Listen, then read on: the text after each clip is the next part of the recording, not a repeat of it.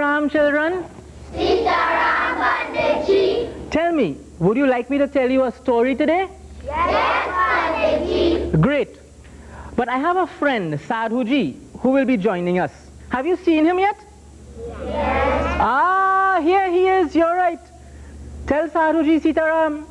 Sitaram, Sadhuji. Sitaram, children. Tell me, Sadhu, our children would like to hear a story. What do you feel we should tell them?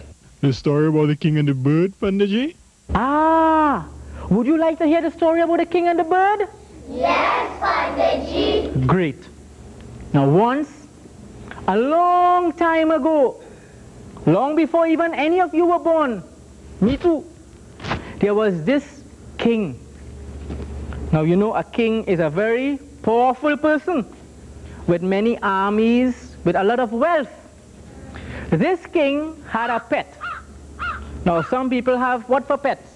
Cats, dogs, ducks, any snakes? Some people have snakes. But what this king had was a bird. We need a name for the bird.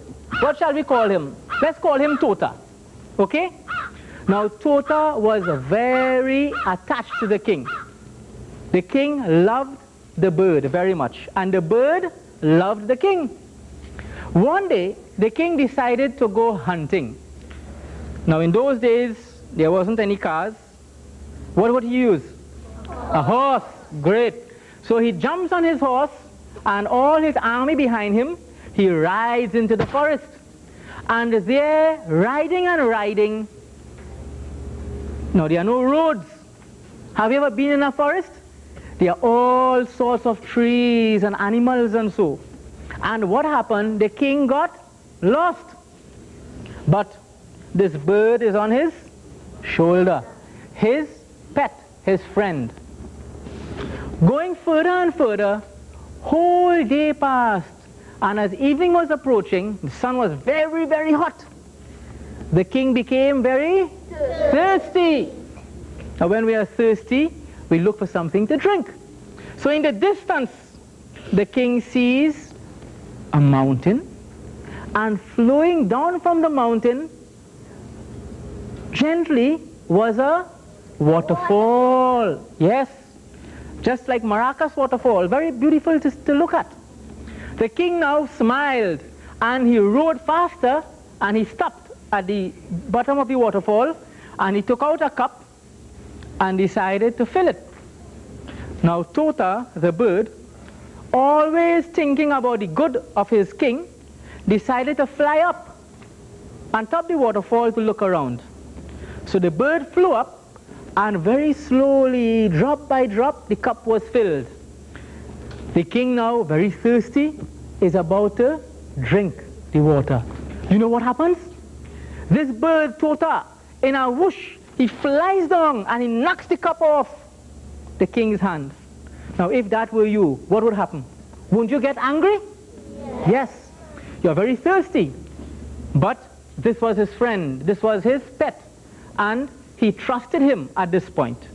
So he said he probably made a mistake, and so he picked up the cup and he filled it again.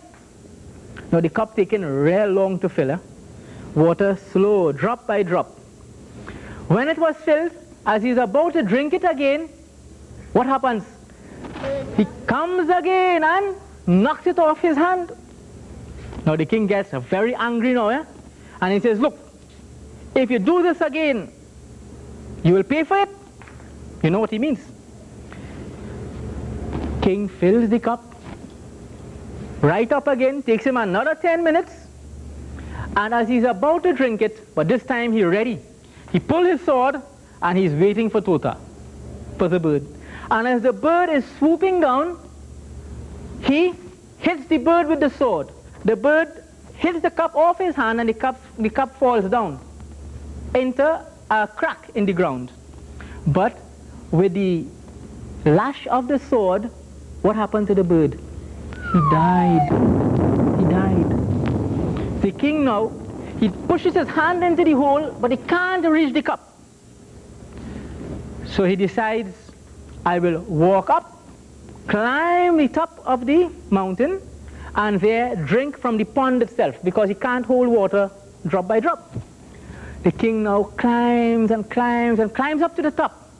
And when he reaches at the top of the mountain where the waterfall starts, there he sees a pond. And do you know what is in there?